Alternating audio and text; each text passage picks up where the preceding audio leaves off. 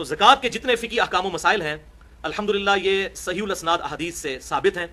اور اکثریت پر اجماع امت ہے، اور جب اجماع امت کسی مسئلے پر ہو تو اس سے کتاب و سنت سے دلیل کی ضرورت نہیں رہتی، کیونکہ اجماع خود بہت بڑی دلیل ہے۔ اس قرآن پاک کی واحد اتھینٹسٹی اجماع امت ہی تو ہے کہ امت نے عملی تواتر کے ساتھ اس کتاب کو نقل کیا ہے۔ اجماع کے حوالے سے میری ایکسکلوسیو گفتگو ہے، مسئلہ نمبر 31 کے نام سے 40 منٹ کی گفتگو، اس میں نے اجماع کی حجیت اور اس کی 17 مثالیں بھی بیان کی ہیں۔ میں نمونے کے طور پر 2 احادیث بیان کر دیتا ہوں جو میں نے اس میں بھی بیان کی۔ پہلی حدیث موقوفاً امیر المؤمنین سیدنا عمر ابن خطاب رضی اللہ تعالیٰ عنہ کا مبارک قول ہے، المصنف ابن ابی شیبہ میں انٹرنیشنل نمبرنگ کے مطابق کتاب البیوع چیپٹر میں 22990 انہوں نے کوفے کے قاضی شریح کو خط لکھا کہ جب بھی تجھے کوئی مسئلہ آئے تو سب سے پہلے کتاب اللہ میں اسے تلاش کر، اگر کتاب اللہ میں نہ پائے تو پھر سنت رسول صلی اللہ علیہ وسلم میں اسے تلاش کر، اگر سنت میں بھی نہ پائے تو پھر امت کے اجماع میں دیکھو کہ امت کس چیز کو ایکسیپٹ کیے ہوئے ہے، اور اگر اجماع میں بھی نہ پاؤ تو پھر تم اجتہاد کر سکتے ہو، اور اگر نہ کرو تو تب بھی درست ہے اجتہاد۔ تو یہ بنیادی طور پہ 4 چیزیں ہیں، کتاب اللہ، سنت اور اجماع، یہ مین ایبسولوٹ 3 دلائل ہیں، اور چوتھی چیز جو ہے اجتہاد، وہ ایبسولوٹ نہیں ہے، ریلیٹیو ہے، اس میں اختلاف ہو سکتا ہے، آپ کو بھی حق ہے اختلاف کرنے کا، مجھے بھی۔ پوری امت کے لیے اجتہاد کا دروازہ قیامت تک کے لیے کھلا ہے، کتاب و سنت کے دلائل کی روشنی میں، اپنی ذاتی رائے کی روشنی میں نہیں۔ بہرحال اسی طریقے سے المستدرک للحاکم میں صحیح سند کے ساتھ انٹرنیشنل نمبرنگ کے مطابق کتاب العلم چیپٹر میں 399 نمبر حدیث ہے، آپ صلی اللہ علیہ وسلم نے ارشاد فرمایا، اللہ تعالیٰ میری امت کو کبھی بھی گمراہی پر جمع نہیں ہونے دے گا، جماعت پر اللہ کا ہاتھ ہے۔ یہ اکثر جو ہماری یہ مختلف جماعتیں اور پارٹیاں یہ حدیث پیش کر رہی ہوتی ہیں، جماعت پہ اللہ کا ہاتھ ہے، تو وہ اپنی جماعت بتا رہے ہوتے ہیں۔ اس جماعت سے مراد اجماع امت ہے، یہ پارٹیاں بازیاں نہیں ہیں جو یہ جعلی قسم کی پارٹیاں بنا کے اور سیاسی پارٹیاں اور مذہبی پارٹیاں اور ان کے امیر بنائے ہوئے ہیں، یہ جماعت مراد نہیں، اس سے مراد ہے امت کی مین سٹریم، اجماع امت۔ میری امت کبھی گمراہی پر جمع نہیں ہوگی، جماعت پہ اللہ کا ہاتھ ہے، تو اس جماعت سے مراد ہے امت کی پوری اجماعی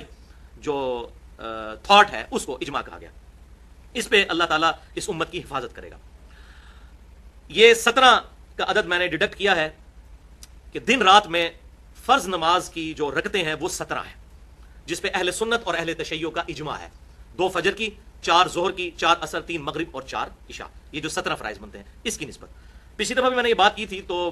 لوگوں کی طرف سے یہ بھی کیوری آئی کہ بھئی اہل تشیع آپ کیوں کہتے ہیں، اہل تشیع تو 3 نمازیں پڑھتے ہیں۔ تو بھائیو اہل تشیع 3 نمازیں نہیں پڑھتے، اہل تشیع بھی 5 نمازیں ہی پڑھتے ہیں، وہ نمازوں کو جمع کرتے ہیں، ظہر اور عصر کو جمع کرتے ہیں اور مغرب اور عشاء کو بھی جمع کرتے ہیں۔ تو جہاں تک سفر کا معاملہ ہے، بخاری اور مسلم میں درجنوں احادیث موجود ہیں کہ آپ صلی اللہ علیہ وسلم سفر میں ہمیشہ ظہر اور عصر کو جمع کرتے تھے اور مغرب اور عشاء کو، اسے ظہرین اور مغربین کہا جاتا ہے۔ لیکن ایک حدیث ایسی ہے جو صحیح مسلم میں 3-4 طرق اس کے آئے ہیں، انٹرنیشنل نمبر کے مطابق 1629 نمبر اور 1633 نمبر، جس پہ امام نووی نے صحیح مسلم میں باب بھی باندھا ہے کہ سفر کے علاوہ حضر میں بھی، عام حالات میں بھی نمازیں جمع کی جا سکتی ہیں۔ لیکن یہ اہل سنت کے لوگ چھپاتے ہیں کہ وہ کہتے ہیں گاٹے نہ فٹ ہو جائے، پھر تو شیعہ سے دلیل پکڑیں گے۔ بات اہل سنت اہل تشیع کی نہیں، بات امام کائنات سید الاولین والآخرین شفیع المذنبین رحمۃ للعالمین سیدنا و مولانا امام اعظم محمد رسول اللہ صلی اللہ علیہ وسلم کی مانی جائے گی۔ فرقہ واریت کی لعنت کو چھوڑیں، فرقہ واریت کو 3 طلاقیں دے کے 4 تکبیریں پڑھ کر دفنا دیں، تب یہ باتیں سمجھ آئیں گی۔ تو میں نے نمبر بتایا صحیح مسلم 1629 1633۔ ابن عباس رضی اللہ تعالیٰ عنہ کہتے ہیں کہ نبی صلی اللہ علیہ وسلم نے ہمیں مدینہ شریف میں بغیر خوف کے، بغیر بارش کے اور بغیر سفر کے ظہر اور عصر کی نماز جمع کروائی، پہلے 4 فرض ظہر کے پڑھے، پھر 4 عصر کے جماعت کے ساتھ، اور پھر مغرب اور عشاء کی جمع کروائی، 3 مغرب کے فرض اور 4 عشاء کے۔ اب جب یہ انہوں نے بات کی ابن عباس رضی اللہ تعالیٰ عنہ نے، تو ظاہر ہے کہ آگے سب کے لیے پریشانی تھی۔ تو یہ حدیث جو تابعی بیان کرتے ہیں وہ ہیں سعید ابن جبیر رحمۃ اللہ علیہ المتوفی 96 ہجری۔ جب انہوں نے یہ حدیث بیان کی، ابن عباس کے شاگرد تھے، تو ان کے آگے سے شاگرد جو ہیں وہ تبع تابعی ابو زبیر پوچھتے ہیں کہ سعید ابن جبیر یہ آپ کیا کہہ رہے ہیں، آپ صلی اللہ علیہ وسلم نے عام حالت میں بھی نمازوں کو جمع کیا؟ تو انہوں نے کہا ہاں میں نے بھی یہی سوال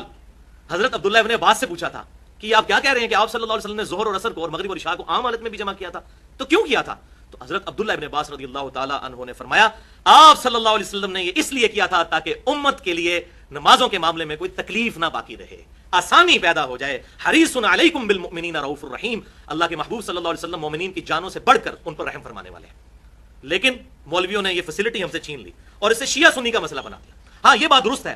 اس کی روٹین نہ بنائی جائے، کبھی کبھار کوئی جمع کرتا ہے، روٹین بھی اگر کوئی بنائے اس پہ فتویٰ کوئی نہیں لگے گا۔ ایون اہل تشیع کی کتابوں میں بھی یہ لکھا ہوا ہے کہ افضل یہی ہے کہ 5 نمازیں الگ الگ وقت میں پڑھی جائیں، یہ صرف جائز ہے، ہم بھی یہی کہتے ہیں، افضلیت یہی ہے کہ 5 نمازیں الگ الگ وقت میں پڑھی جائیں۔ لیکن اگر کوئی ان کو جمع کر لیتا ہے فجر کو الگ پڑھتا ہے، ظہر اور عصر کو جمع کرتا ہے، اور مغرب اور عشاء کو. تو یہ بالکل اہل سنت اور اہل تشیع کا اس پر بھی اجماع ہے. یہ میں نے حوالہ اس حوالے سے کلیئر کر دیا کیونکہ یہ کافی سارے اس پہ کامنٹس لوگوں کے آ رہے تھے. میں نے کہا کہ اسے شروع میں ہی میں کلیئر کر دوں.